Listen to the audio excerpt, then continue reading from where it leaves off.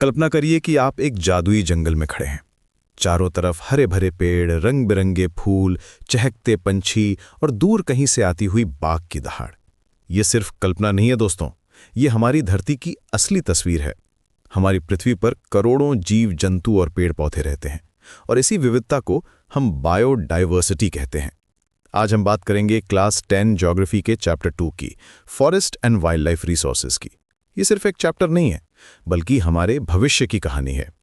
Biodiversity का मतलब है जीवन की विविधता। इसमें फ्लोरा यानी पेड़ पौधे और फौना यानी जानवर पंछी सब शामिल हैं। भारत इस मामले में बहुत भाग्यशाली है। हमारे यहाँ इतनी प्रजातियां हैं कि वैज्ञानिकों का अनुमान है कि अभी भी 2 से 3 गुना ज्यादा प्रजातियां खोजी जानी बाकी हैं। हिमालय की बर्फीली चोटियों से लेकर केरल के बैक वाटर तक, राजस्थान के रेगिस्तान से लेकर असम के जंगलों तक हर जगह अलग अलग जीव मिलते हैं। पर सवाल यह है कि ये सब हमारे लिए क्यों जरूरी है? दोस्तों, हमारी जिंदगी पूरी तरह से प्रकृति पर निर्भर है। हमारा खाना, हमारी दवाइयाँ, हमारे कपड़े, हमारा घर, सब कुछ प्रकृति से ही आता है। पेड़ हमें ऑक्सीजन देते हैं, जानवर हमारे इकोसिस्टम को बैलेंस रखते हैं। ये एक चेन है जहां हर कड़ी जरूरी है। पर दोस्तों, चिंता की बात यह है कि इंसान इतना लापरवाह हो गया है कि वो अपने फायदे के लिए फॉरेस्ट और वाइल्ड लाइफ को डिस्ट्रॉय करने में लगा हुआ है। डिफॉरेस्टेशन, पोचिंग, इंडस्ट्रियलाइजेशन, ये सब हमारी बायोडाइवर्सिटी को खत्म कर रहा है। हर दिन कोई ना कोई प्रजाति विलुप्त हो रही है। ये सिर्फ आंकड़े नहीं है, ये हमारे भविष्य की तबाही की शुरुआत है। इसीलिए कॉन्जर्वेशन इतना जरूरी है। कॉन्जर्वेशन का मतलब है प्रकृति को बचाना, उसकी सुरक्षा करना। जब हम इकोलॉजिकल डाइवर्सिटी को बचाते हैं तो हम अपने वाटर, एयर और सॉइल सिस्टम को भी बचाते हैं। जेनेटिक डाइवर्सिटी बनी रहती है जिससे प्रजातियां बेहतर तरीके से ग्रो कर सकती हैं और ब्रीड कर सकती हैं। भारत सरकार ने इस दिशा में कई महत्वपूर्ण कदम उठाए हैं। सबसे पहला और सबसे अहम कदम था wild life protection act of 1972। इस एक्ट ने हंटिंग और इंडेंजर्ड स्पीशीज के ट्रेड पर बैन लगा दिया। फिर 1980 और 1986 में सैकड़ों बटरफ्लाई, मॉथ, बीटल और एक ड्रैगन फ्लाई को प्रोटेक्टेड स्पीशीज की लिस्ट में डाला गया। 1991 में पहली बार 6 प्लांट स्पीशीज को भी इस लिस्ट में शामिल किया गया। आज भारत में 567 wild life sanctuary, 18 biosphere reserve और 106 नेशनल पार्क हैं। ये सिर्फ संख्याएं नहीं हैं, ये हमारी प्रतिबद्धता का प्रमाण है। सबसे प्रसिद्ध प्रोजेक्ट है प्रोजेक्ट टाइगर, जो 1973 में शुरू हुआ था। टाइगर की पॉपुलेशन बहुत तेजी से डिक्लाइन हुई थी। एस्टिमेट ये बताते हैं कि लगभग 55,000 थी, लेकिन 1970 तक आते आते टाइगर की पॉपुलेशन गिरकर 1827 रह गई थी। पोचिंग, हैबिटेट लॉस और ह्यूमन इंक्रोचमेंट के कारण हमारा नेशनल एनिमल खतरे में था। प्रोजेक्ट टाइगर ने स्थिति को संभाला और आज टाइगर की संख्या बढ़ रही है। फॉरेस्ट को 3 कैटेगरी में बांटा गया है: रिजर्व्ड, प्रोटेक्टेड और अनक्लास्ड।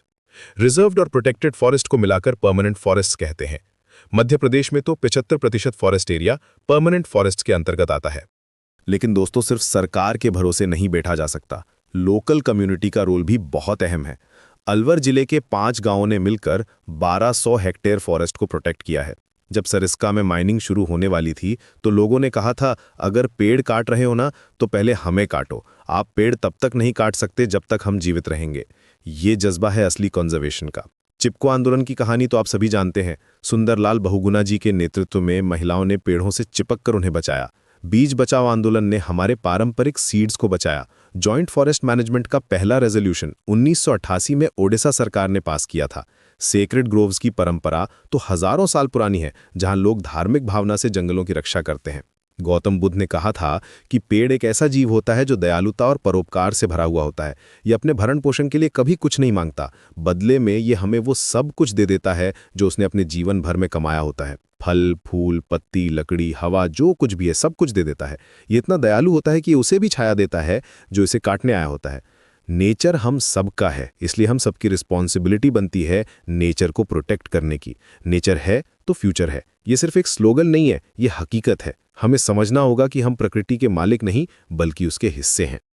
मेरा आपसे केवल यही कहना है कि अगर आप पेड़ लगा नहीं सकते तो कम से कम उन्हें काटो मत। अगर आप जानवरों की सुरक्षा नहीं कर सकते तो कम से कम उन्हें मारो मत।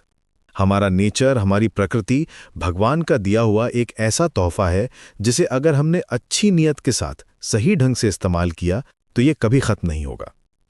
हर छोटा कदम मायने रखता है। आज से ही शुरुआत करिए। एक पेड़ लगाइए, प्लास्टिक कम इस्तेमाल करिए, वाटर सेव करिए, क्योंकि ये धरती हमारी है और इसका भविष्य हमारे हाथों में है। अगर आपको यह स्टोरी रिवीजन अच्छा लगा तो लाइक, शेयर और कमेंट कर दे और इसी तरह के और भी चैप्टर को फास्ट एंड स्टोरी के फॉर्म में रिवीजन करने के लिए